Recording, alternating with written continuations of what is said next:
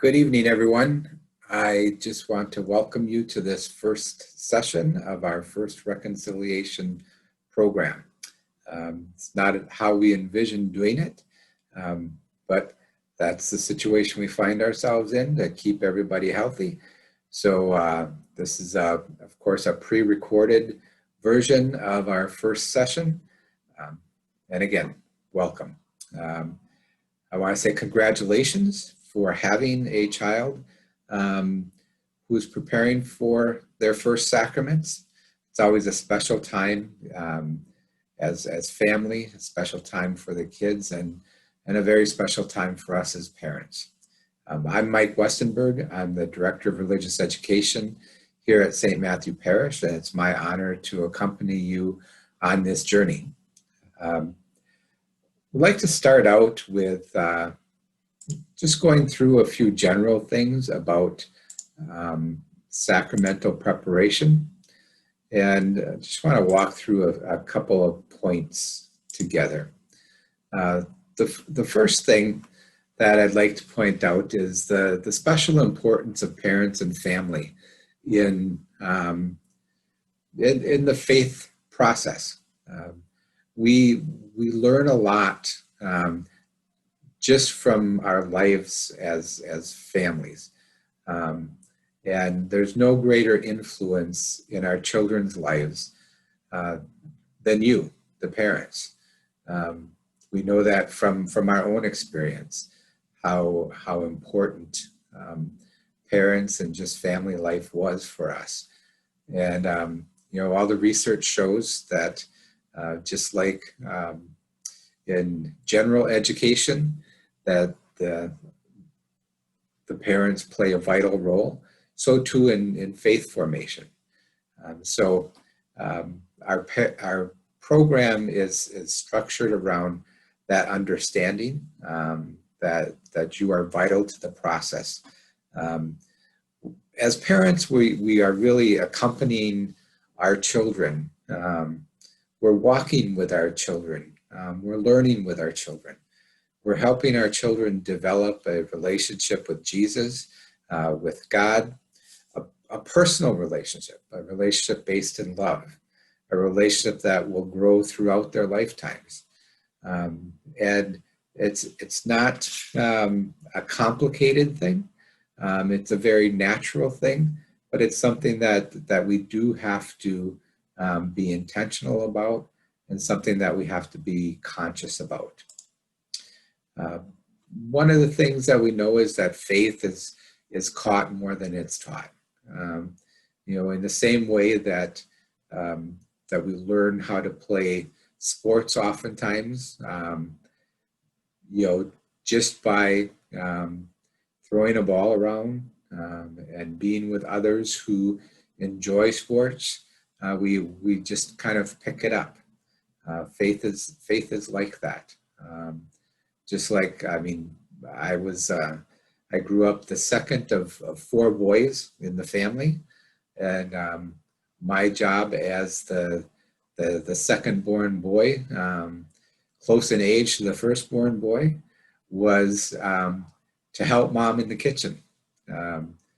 My older brother oftentimes got stuck, if you will, helping dad, and I was assigned to help mom. And I didn't realize it at the time, what a great gift that was, but I learned how to cook from mom. I learned a lot of how she thought. I learned a lot just on how to approach life, simply by helping her in the kitchen, getting things done. And so those are things that we're not always conscious that we're doing. And sometimes I have to admit that we kind of freak out a little bit when someone tells us that we're the first teachers of faith to our children. We hear that word teachers, and we kind of freak out a little bit. But it's really just that, we are a heavy influence on our children. That's just the nature of being a parent. It's always been that way. And so we want to try to be conscious of what we're doing faith-wise, because whether we're paying attention or not to it, our children are paying attention to it. They watch us, they mimic us, they want to be like us, and so they will do what they can to mirror our lives. So as parents then, we want to try and keep that in mind. There's a few things that we want to do, make sure that we're doing as we think about keeping our eyes on the prize, so to speak, and raising our children in a faith. So one of the things that we want to do as Christian people is to help them know the stories of the Bible. We want to share the stories. There's so many different ways to do that. We can do that by actually sitting and reading the Bible together. But we also, just in terms of as we participate in church life, to bring special focus to the stories of Jesus that we hear, and helping our kids understand them too. As part of things in our preparation process, your children will receive a Bible during the first Eucharist part of the preparations. So they will have access to their own Bible, but it's just a good thing to work into our lives, to pay attention to the Sunday Mass readings, to talk about them together, and to read some of those stories together. So we want to be sure that we're telling the stories. Praying together. It's so important that we take time just to lift our hearts to God together, to say thank you to God together.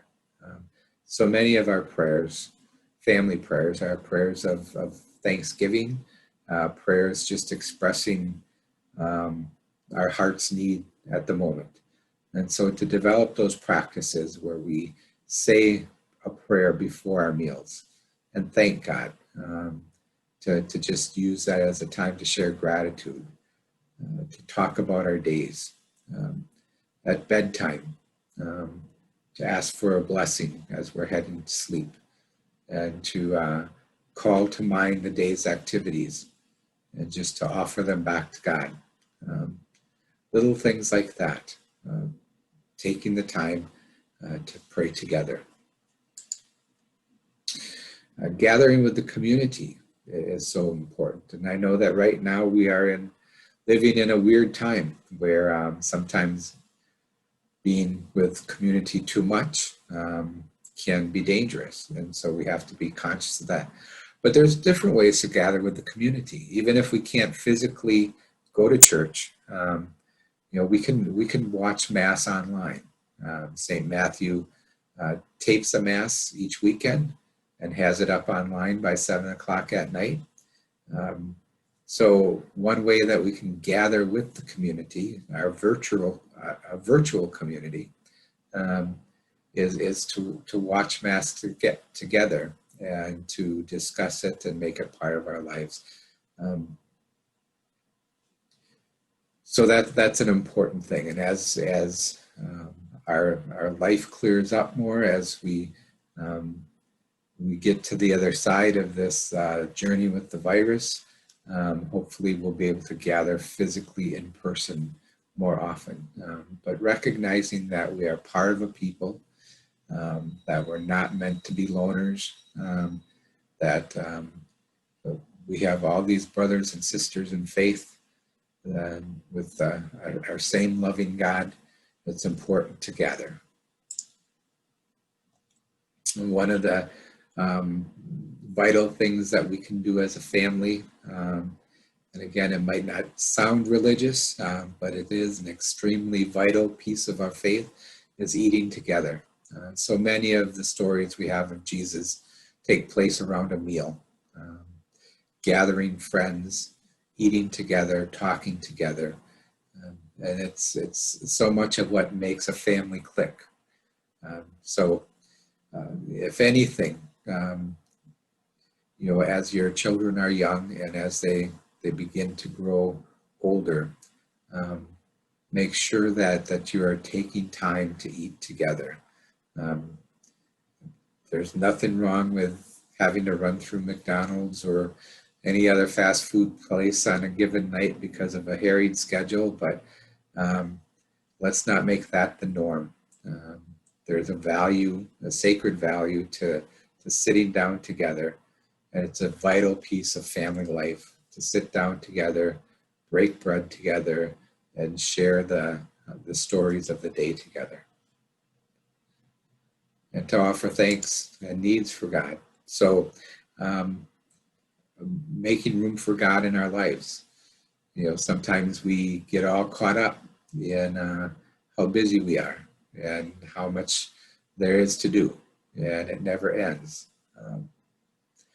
We have to find a way to carve out room for God. So as we talk about sacramental formation,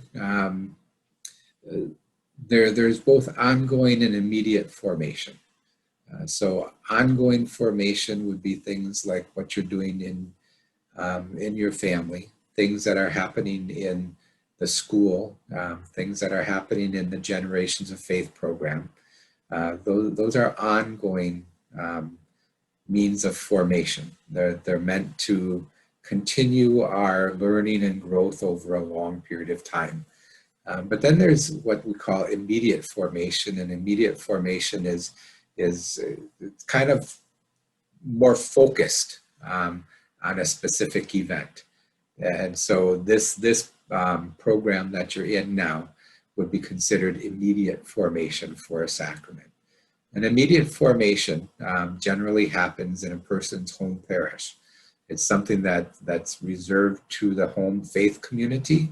It doesn't happen in a school or a faith formation program. It's certainly supplemented by those things, but it happens primarily in the home parish. The norm, as we talk about, which sacrament comes first, the norm right now is for children to be prepared for reconciliation before they make First Communion. And so that's the order that we follow at St. Matt's. That's why this fall will be focused on preparing our children for reconciliation. And then in the winter, we will start preparing our children for the sacrament of Eucharist. Generally, in terms of church thinking, we wait till children have reached the age of reason, which traditionally has been held around 7 years old or so. That's why it kind of falls at right around second grade. Okay, so the children have the ability to understand at a beginner's level the things that we're talking about. So our program at St. Matt's consists of group meetings such as this, and there'll be work that you do at home.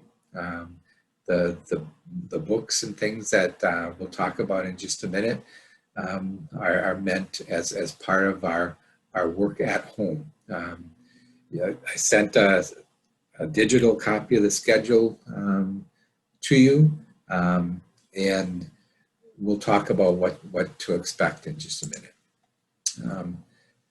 So our program materials, I think you've all gotten them now.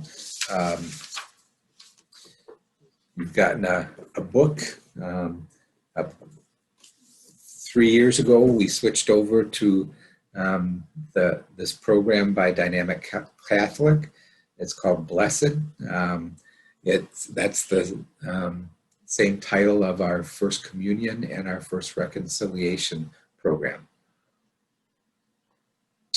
There is both a book and a video component. They are They are meant to go hand in hand.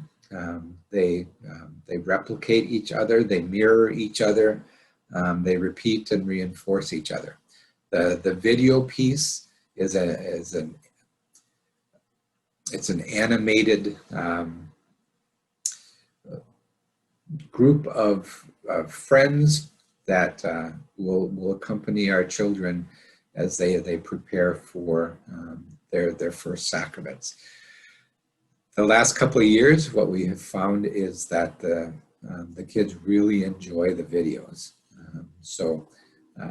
That piece has been very successful, and it's a wonderful thing too that that's something, I mean, we purposely add in the video piece so that you have those DVDs going forward, because there's a lot of content in those presentations. And again, the children are more than happy to watch them repeatedly, just like they do their cartoons. It's a wonderful way of delivery for the information that we're trying to pass along. So one of the things that you'll notice as you look through the book is that it's very content rich. And so that's another reason why using the books and the video together is important, because it helps keep it fun, and it reinforces each other, adding our own conversation, adding our relationships, our discussions about different things, help bring it alive and help integrate it into our lives. So those are all important pieces. Again, because it's so content rich, my recommendation is that when you're working with the materials at home, that you break up the lessons. The lessons, each lesson is meant to provide like a 90-minute program. The video pieces alone run 30 to 40 minutes for each of the sessions. That's a long time, especially as we're in this time where a lot of us, or most of us, all of us currently, are in a virtual format in terms of our education. That can be a lot. And so I would encourage you to break it up into at least a couple of different settings. That will take the pressure off too of doing the reading and the video. Sometimes that seems like a lot, but again, if you break it up, it runs better. Our first lesson recording, which will follow this,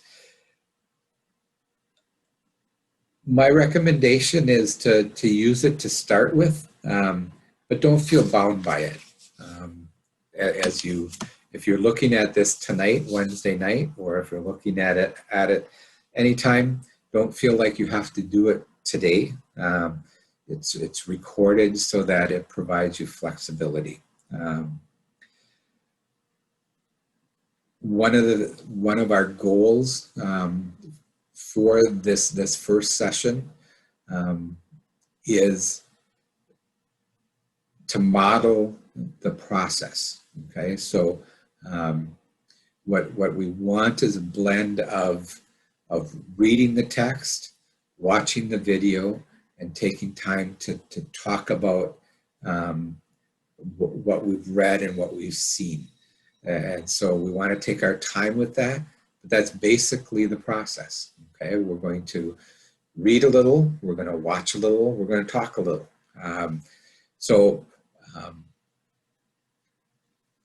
Don't feel like once you are comfortable with that process, you need to be guided by the recording. Okay, if you start in and you say, "Oh, I get it," okay, read a little, watch a little, talk a little, we can do this. Don't feel like you have to do it according to this pre-recorded video that we're sending you. Okay, you're welcome to turn the video off and just go ahead on your own at your own pace. Our other sessions will not be so book bound, but this first session, again, we're primarily trying to model how to use the materials. And so it's completely focused on the book.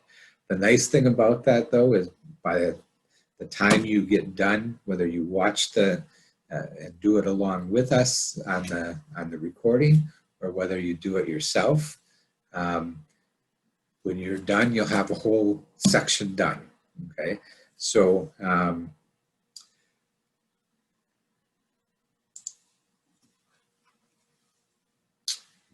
so your assignment for the following session that comes up on November 11th is to do the next chapter. So by the time we finish this up, we'll be done with chapter 1. By the time before we meet on November 11th, we'll want you to do the second chapter at home by yourselves. So for the first lesson then, if you're going to move right into that, basically what you'll need is you'll need the book, and you'll need a pen. That's all you'll need. You won't need the DVDs at all. We'll have them as part of this video. And as you go through, if you have any questions, you have my email. Just shoot me an email and I'll get back to you as soon as I can.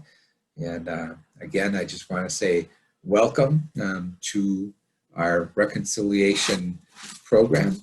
I look forward to sharing this journey with you.